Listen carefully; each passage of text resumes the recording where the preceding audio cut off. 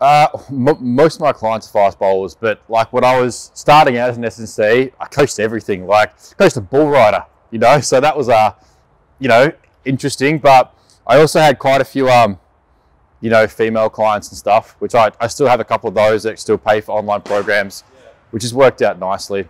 But yeah, I kind of got bored, to be honest, of coaching field-based ball sports like your rugby, your soccer, your AFL footy and stuff like that, because I don't know, they don't need as much, or the individualization is a little bit different, because a field-based sport, like you run, jump, change direction, that's just nuances it kind of gets. And then all that specific stuff, they'll get out there. Whereas with fast bowling, I find I can get a bit more specific simply because they can't do as much pure fast bowling volume of training. Yeah, you need to get it from the gym up. Yeah, you need to get something. So the split between what's specific and what's not specific, it's really murky, I think. And so, but it's kind of a nice addition, you know, they can come out, they can get just fast bowling only, which, you know, I send them drills, they send me back videos, I give them feedback, which doesn't take too much time per week. Or they pay for the S&C stuff as well, so they get a program. So I wanted to film some of the more rudimentary stuff. So it's like, if I want you to start with just a real simple jump series, do that, or a real simple med ball series. I've got the videos kind of, you know, pre-demoed, which I wanted to do 2 years ago, but then COVID happened. No, it is a nice little package.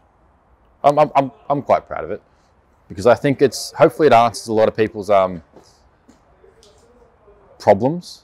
You know, they go, how can I become a better fast bowler? I know there's 4 pillars. I'm a private coach. I'm not limited to, say, working in a silo. So I can give you your physical program. I can help you with your mindset.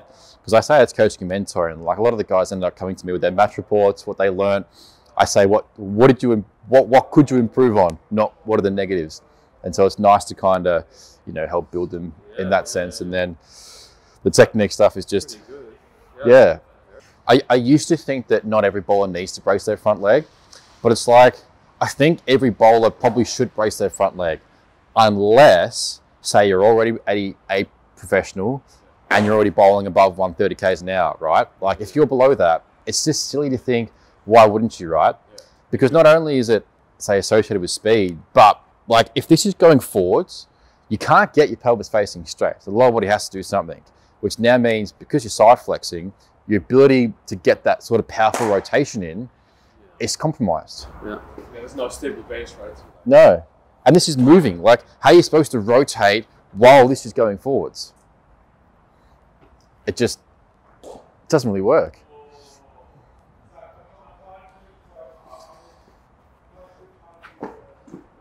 So I probably sat back and thought, you know what, maybe I should be coaching this more. But then it's going, how can I do it in even just like 1 or 2 sessions, give it so simple so that they can take something away? Even if it doesn't have to be perfectly braced, but because you see a lot of guys bowl like this, they're letting that front leg go forwards. If I just gave them some sort of an understanding to go like, you want to use this to pull the other one through, well, if you get that even half right, then you're no longer going to be doing this. And then you get a bit more out of the right leg because it's kind of snapping through. And that was like, okay, that using both limbs together worked really well. And all the cues that I used to have, like put your front arm here, load here, blah, blah, blah. I mean, I keep them more external now, but it worked well to think, if I come through my jump and I want to say drive the right knee forward, then I always wanted to link it with the other one. So it's like drive the right knee and left elbow together. Because if I just get the right knee, I might have nothing cancelling it, so I go left. No. So synergy, rather. Yeah, I love that. So I termed it oppositional synergy, and I thought there's all these coaches out there with their fancy kind of, you know, classifications and frameworks, and I thought I don't necessarily need something like that, but I thought just to be playful and fancy, have something. But it works so well, and then to finally have guys I could coach, because like coaching online, I'm doing this stuff with guys abroad, and I've kind of more been like evolving it myself now to be able to use it and see how it goes. Like if Kay keeps his knee there for the whole season, like you're laughing, absolutely laughing. Shit, looks good as well. Like I think Kurt probably gave me the best feedback I've ever had from a fast bowler when, like, I'd never seen a bloke look stiffer. running. As well. Like, it's almost like he was trying to do a bodybuilding show while running, tensing up everything. And just, you know, after you took him through the run mechanic stuff, I took him through just some relaxed run throughs. And he said to me after he bowled his first ball, he went, I don't know, I felt like I unlocked something. And I just thought, it's a really interesting piece of feedback. And I thought, I think that's my favorite thing anyone's ever said to me. But it's really cool, right? Because if you think about it, you can't access elastic energy when you're stiff. No. You can't. And how are you supposed to move in some sort of fluidity when you're stiff as well? So I felt like maybe for the first time, it's felt what it's like to actually get that kind of snap. Yes. I was like, fuck, that's really cool. Interesting. Yeah.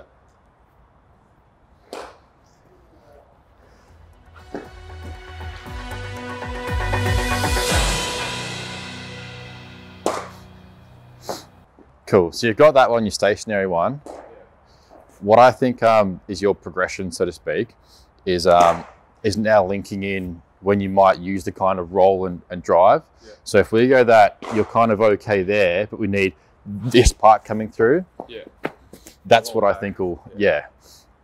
There you go. Don't get too far back. Yeah, perfect. Yeah, because even now, like, it does feel like my leg is straight, but sort of getting both legs working together, Yeah. I was still sort of like, forcing myself to do that. Yeah, cool. Um, And there is that trust thing too. yeah. Go through for a few more of these. Let's see how we can. Yeah, cool. Because all I'm going to do is just look at your front foot and see how well you roll and pull back.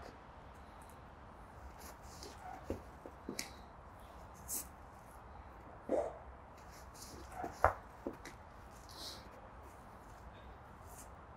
feels very Unnatural? unnatural. Yeah, with the. I can get you a lighter one. No, this is good. Cool. So it looks like you're rolling through nicely, but now it's getting a bit more of that snap coming through, right? Like trying to use them together.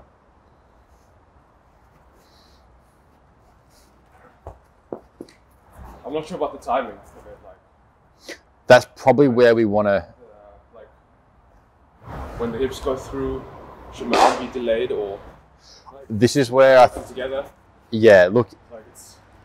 In theory, yeah, you want the hips to snap through first, and then the upper body kind of like slaps right through. So like if you watch me on the side, how it usually looks if I just kind of do a real simple one, is I kind of like, and then you kind of feel yourself snapping. Like if it was here, yeah, but you see that one there when you kind of break it down, that's too late for you to get the kind of the whip. So I like to think about it almost just like you kind of sit there and go, oh, wow, that's like energy going through. So if I go snap, oh, you can sort of feel it. But it can be like now we've got two different things competing for your focuses, so to speak. So I think that'll always be the thing that you'll be trying to get more out of, you know. But I think if you can get a bit more out of this when you come roll through and really try to snap them together as well, you should really feel your hamstring firing to pull back that leg. That would be what I'd want to start with here. Okay. So go through, say, 5 more of the shot pass, and then do some overhead slams where you're going to aim for, say, to bounce it into the wall. Yeah. Cool.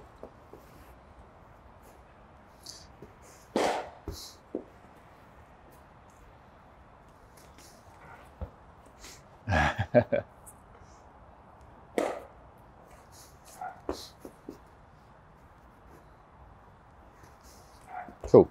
And then overhead. It's easy overhead. Nice. You can kind of come up and over to yourself. Yeah. Cool.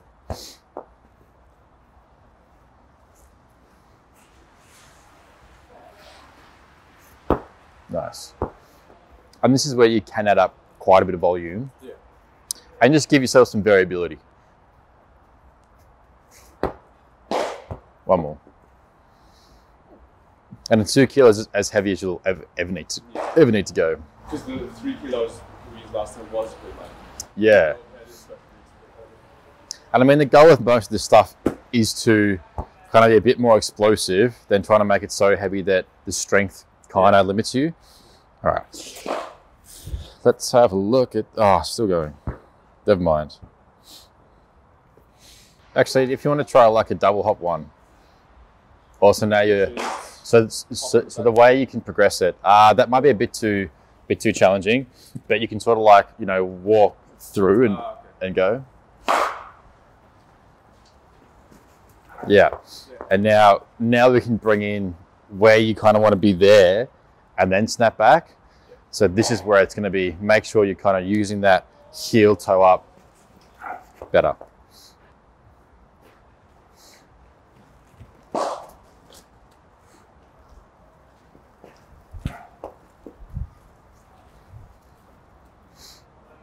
How's it feel?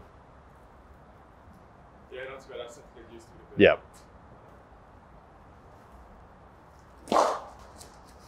Yeah, nice.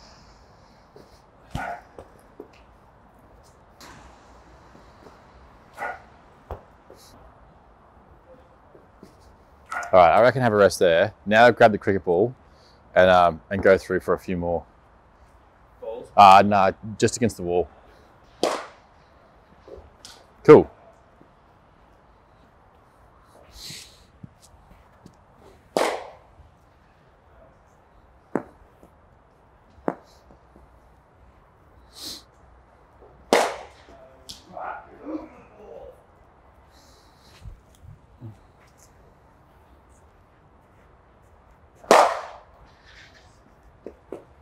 Cool. It's a really nice arm speed.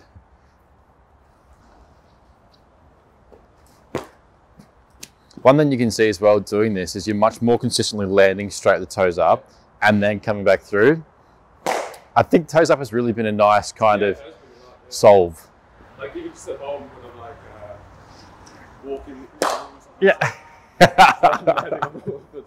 That's good, but you know what's funny about when you do that sort of stuff is that this is where you can ingrain poor movements, or this is where you can ingrain. So if we thought about the thing that you were doing, you were getting the toes up heel, and you got the claw, but you weren't getting the roll. Yeah. So I reckon this is where potentially some of the home stuff you were doing would have been kind of like this. In a way, but this is also why like we always take the positive and then we build on that, as opposed to going, well, fuck, you're not getting this, like this is shit. And then you frustrate yourself and then you kind of end up back to square one.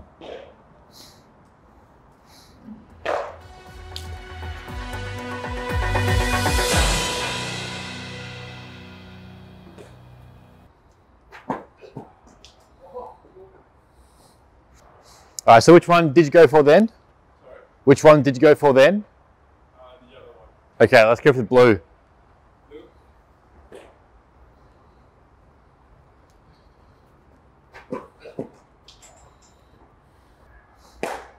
All right, blue again.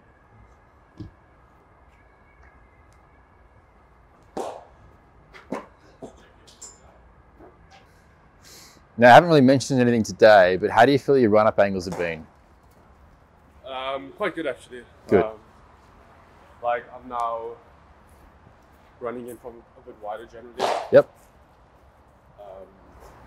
And yeah, like even just getting a bit of swing, starting an off stump. Perfect. Yeah, away from the batsman instead of starting on like, fifth, sixth stump. Yeah.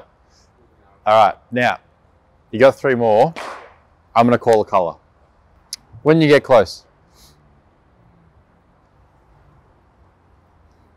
Yellow. What? How was that? Was that enough time to decision make? Probably like side wide. Oh, okay. Just go past the stumps. Gotcha. Blue.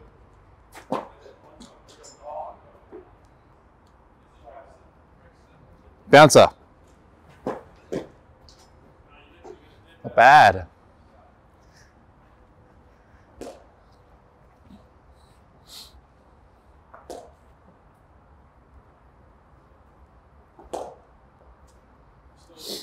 How's that? Yeah, good. Good. I like this drill a lot. It's, it feels like, it feels like you're bowling in a match situation where like Yeah. T20s or something if the batsman's moving around or yeah. No, definitely. And that's sort of the goal with, say, having 2 cones there. And look, the way that you could progress this, because I've just put those on the crease. Yeah. You would probably have a cone that would be a bit deeper, whether it be, you'd call the base of the stumps, which might be red, or you'd call the base of, say, outside off, which might be, purple or something. But I think it's also cool to just throw in something different just to see how you go adapting. Yeah, exactly. Because, if you set the drill up to be within this box, then like you kind of train yourself in a box. Whereas like if you just randomly throw something out there like a bounce and it's like, oh, I didn't think about that, then you stuff it up. It's like, well, in a game, things aren't going to go the way that you want them. So how quickly can we adapt instead of circumstances that are given to us and then try to rise above them? So I think that was really good. Yeah. Two things usually happen. Someone goes, what? You didn't say that we were going to do that. Then you sit back and you go, do I have to fucking sit here and explain everything to you? Like, that's not how the game works. Oh yeah, you just adapt. That was good. I can give yourself a short break now because we might go through for one more. Okay. I'm not sure how much longer these guys want to go for, but if we keep it more like match simulation type stuff, then we want to have a play. Actually, you know what? Let's review. Let's screen record. Yeah, that's really nice. Yeah. Don't mind that at all. How are we on the crease? Oh, looks like perfect. This one. That was the second one that blew a bit short. Just a little bit. Not too bad though. Okay, yeah. I'll go this way. Well, the second one? I think this is the third one. Oh, nice. That was, you definitely readjusted nicely. Okay, that one, and then this one. Yeah. In between. Bit down leg, It's the ball tracking on that one. Hitting the pads, hopefully. Yeah. Oh, maybe. I mean, that's... I guess it sort of, depends how much they, do sort of swing away. Yeah. And then the last one, we tricked you. No, that wasn't it. There we go. Yeah, not too bad. It's ball tracking on this. Probably a hard length there. Yeah. Oh, it says halfway. And look, they're all above the 4 meter mark, so that's not too bad. Like, probably want more up in the... Yeah, get them a bit close to the yoke. I think it's more like where you're missing, right? So, if the goal is, say, the 2 meter mark, obviously, if you're going any further than that, it's not a bad thing. You don't mind missing above there, but you're missing more in the green zone, which is probably another reflection of you like to hit the back of the length. So, I think this is where, when you're bowling at these cones, you can almost think about trying to bowl it like over the cone. Yeah, bowling past the stump almost. Kind of, and see how that kind of sort of tightens you up. Because if you are missing short, or if you're commonly missing short, then this is where we can go, okay, well, with your cues, we're going to adapt them to be pushing forward. So now that we've got something to compare to, let's see if you can get more, say, not from the 3 meter, 4 meter mark, but the more like 1 meter, 2 meter. And look, what's better, a half volley or a low full toss? Yellow.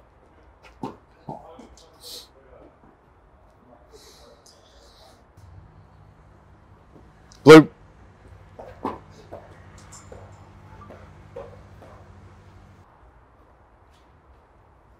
Yellow.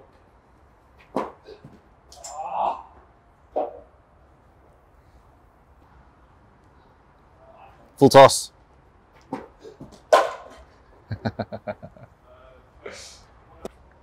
Let's go full toss then.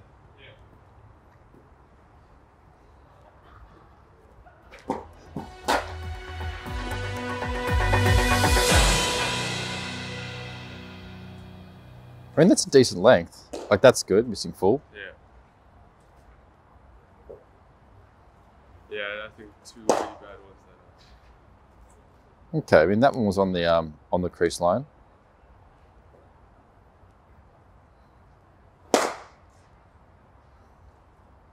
Let that one go. Okay.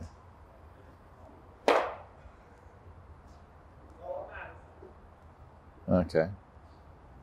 Gotcha. So like, yeah, you've hit some length here as well. Yeah. Yeah, length. Take that though. Cool. Yeah, nice. Good one to finish. So what did you feel there for that last one when we said full toss? I don't know, it felt like I just, I think when I'm trying to bowl just like normal Yorkers, or at least aiming at the cone, I'm trying to pull down too much. Gotcha. Yep. And when I was trying to bowl the full toss, it was almost the way trying to like float it up there. Yep. That's what it felt like, at least. Yeah, gotcha. Okay. Yeah. And that is a key difference. Like I know Sean was saying this last week about the difference between bowling Yorkers and say a length is that when you are bowling, like you really do want to finish your action, but it's okay to kind of feel like you're floating it up there when you are trying to bowl Yorkers. Yeah. And I think if that was you hitting the base of the stumps, this is a ball that we probably want to practice a bit more. Yeah. So I think maybe next time we even take the cones and put them a bit further up, just to really try to challenge you with that length. Yeah. Because what we do need to do is probably a fair bit of work when we say think about your skills is shifting your lengths about 1.5 meters forwards. So it's nice to kind of link a little bit of this stuff together and see where you're at. And then, you know, like we get specific with where you're missing with this brace front leg movement, we're going to get specific with where you're missing with the skill sort of stuff. So yeah, look, mate, that's great. You can get ready to bat. Yeah, cool. Yeah. That was good.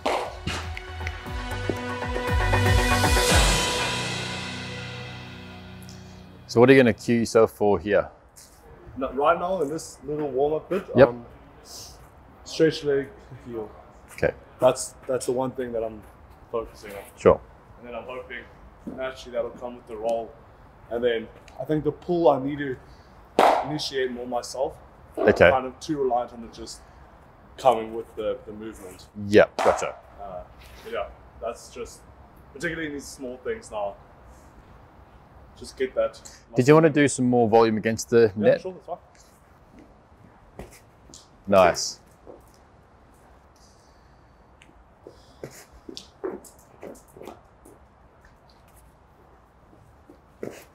Nice.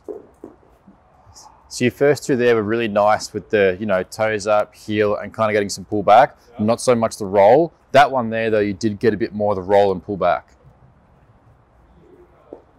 Yeah, nice.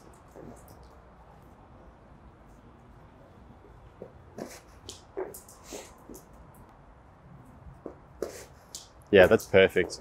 I reckon now jump in and do it bowling down the net, just because while this stuff is really good for, say, working on the front legs, we still want to get the rear leg kind of snap coming through. So having that constraint there is going to be quite good too.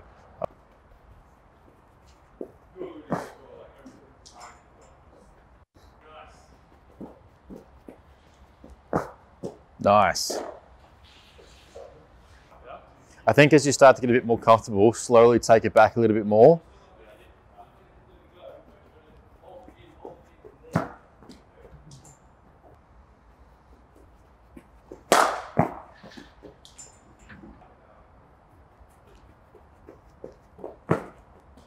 Nice.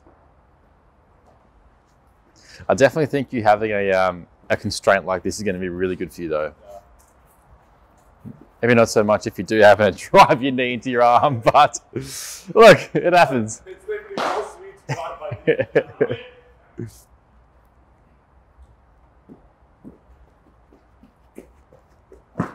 Nice.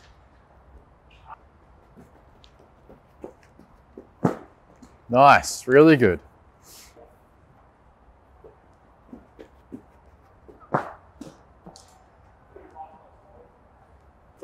What sort of run up angles are you moving it on? Like, even though you're just drilling, is there a sort of run up angle that you're looking at? Yeah, so that's why I sometimes feel that is a bit outside of my line, the constraint thing, but it's still in my head, so it still works. Okay, cool. I mean, my line is probably straight into middle, but just on the left of that cone there. Okay, well look, we might just adjust this right a little bit. That good? Yeah, maybe this way.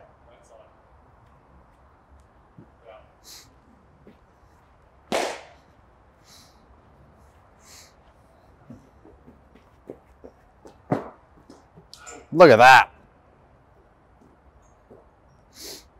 That's your length as well.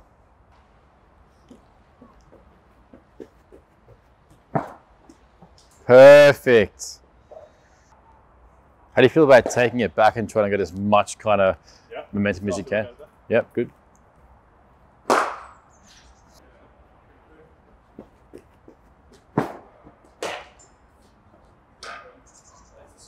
We'll take that. Really good. Really good.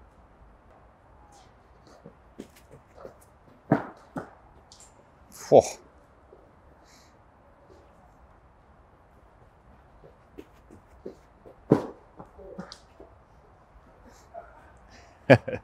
Let's suss out some Yorkers.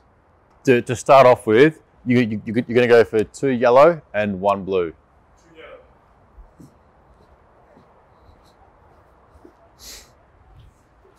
So are you going to call or am I going 2 yellow first? No. For the first 3, you'll do it yourself.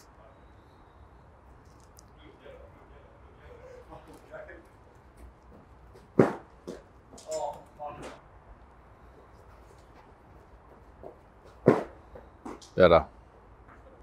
But he gets himself into decent enough positions. Like, that there is okay because his knees are together. So the foot doesn't have so far to travel. Like, if he was coming in almost heel first, like if he landed there, then the leg's so far behind, it takes a while to get through. Watch this jump. Alex, for this one, I mean, you really kind of think about bringing that leg down into the ground. Aggressively.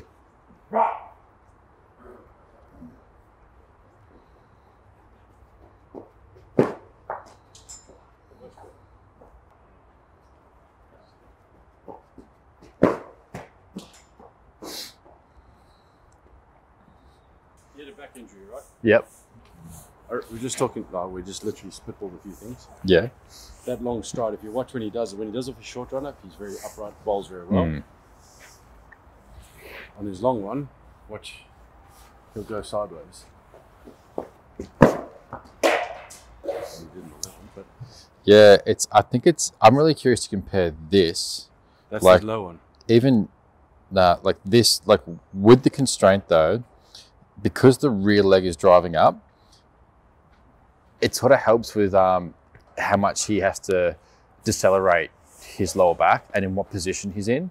Like if you're like, when the rear leg does nothing, you've got all this momentum going forwards and you're in like that kind of position with this leg doing shit all, that you've then got to stop everything here to kind of hold yourself back up. And then if you're stuck over there, then it puts even more load into that side. So I actually think that even if he does get this more consistently, it should help to take a bit of strain off his back. Yeah, just to begin with. But like, so big, only way you can get through is if you go sideways. Yeah, definitely. You're not going to get through straight, which is what he used to do a lot. So I think That was a small. I wonder what he's done there.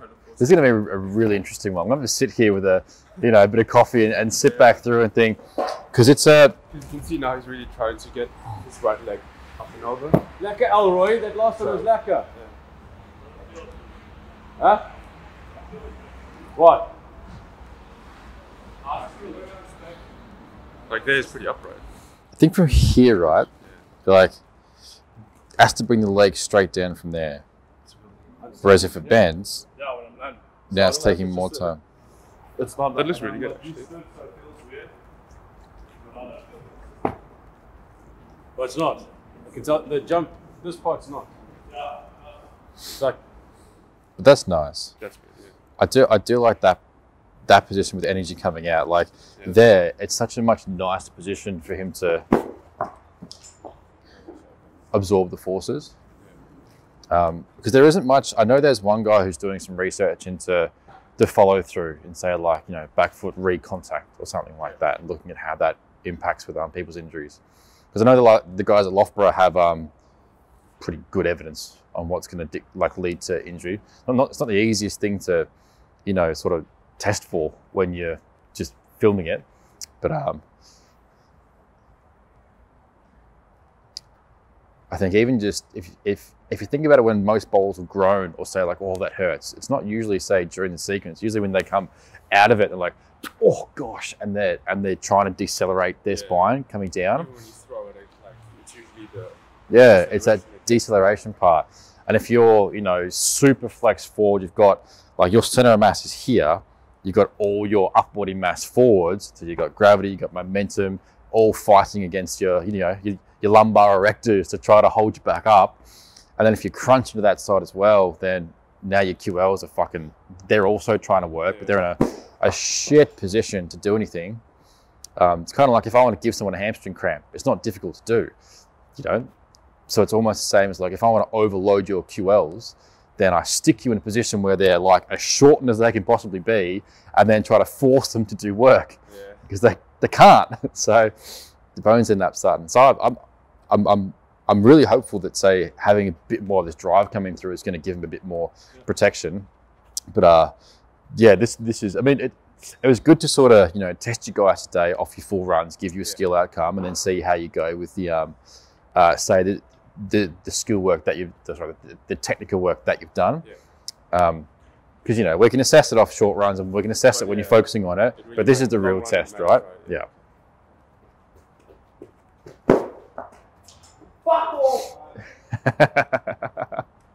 Yeah, I think we will need to do something about this delivery stride. I think there is something in there that'll yeah, it's all starting now. I'm too inconsistent. Gotcha.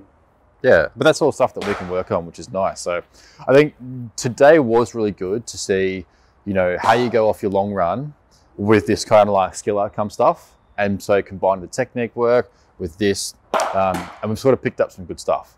Because if all I do is say test you off the short run, we don't really kind of test you out, then we're going to miss valuable pieces of information. So I think I mean, I felt shit. Yeah. Some balls came out quite well, and we can check them. But I think 85% of them went down the leg side. Okay. Maybe the balls when you were warming up looked pretty good, and then when you took it back, they got progressively worse. Yeah. But I guess we can sort of see why, where because of that huge delivery stride, it's almost like you get stuck. Do you ever feel like you get stuck at the crease? Yeah. Okay. Yeah, so this is something that we can sort of work on. And if I show you like where we can, so if we look at you here, why is it like, okay. So there's a nice leap. About here is where your leg's straight and when you should probably start to bring it back down, right? But if you don't and you keep moving forwards, then it gets quite long. And now, if you look at this position here, you're just like, you're so far away from that sort of front leg. And even Brett Lee would have had difficulty trying to get himself there. So you need a fuckload of arm strength through your front leg, and I guess a lot of momentum behind you to be able to get forward over top of it. And that's probably where you're getting stuck. So the way that you do it is the front knee bends, and then you probably need to pull yourself off a little bit to the side. So you go, okay, this is good. Like, I think that your ideal run up at the moment wouldn't be steaming in with too much speed. No problem. And we can do it next session where we might even gun you and see how you go bowling off like a shorter run, but putting in a lot of effort and trying to keep the technique strong versus say off that run, and see what kind of speeds you get. Yeah. Because there's some good stuff there, I think. So even though it's frustrating in a sense because it's not coming out the way that you want it, in a way it's a good thing because we now get to figure out more about where you're going to go wrong. And the more that you learn about where your action is going to go wrong, the easier it gets for you to problem solve when you're in games and you start going, fuck, why is it not working? And as a fast bowler, what's the easiest thing to do? Just get too excited and put too much energy in. And when there is something in there which goes, the more energy you put in, the bigger it like fills the holes. Yeah. You know, like if I have a plastic can with a bunch of holes in it and I put more water into it, I'm just going to leak out more. So it's good now that we can go with a bit of this sort of stuff as we start to go forwards.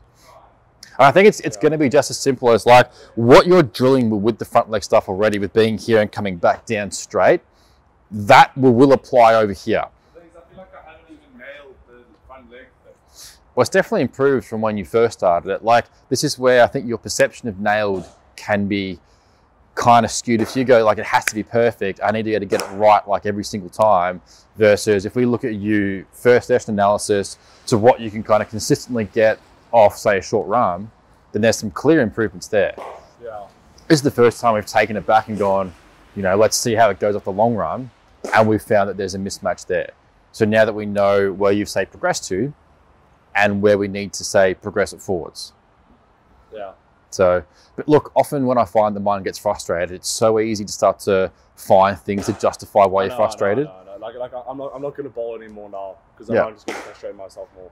Yeah, which is one of the smartest things you can do. Yeah. And that's a great lesson, I think, in general, because... No. Like, I know when... Like, I should have stopped a few balls ago already. Because my mind was already gone.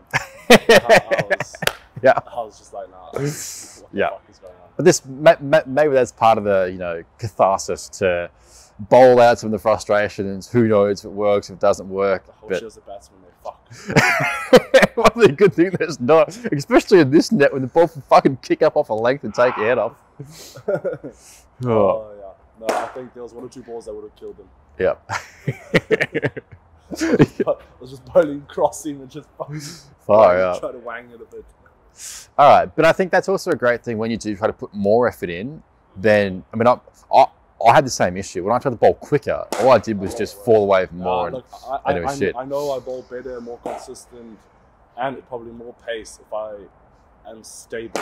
Yeah. And I rely on my rhythm rather than fucking raw power. Yeah. Yeah. So I know that. Valuable lessons. It's so frustrating not to. You're like, I can bowl faster. Yeah. Fucking stupid sport. Yep. Exactly. All right, mate. You can All that stuff. yeah, easy.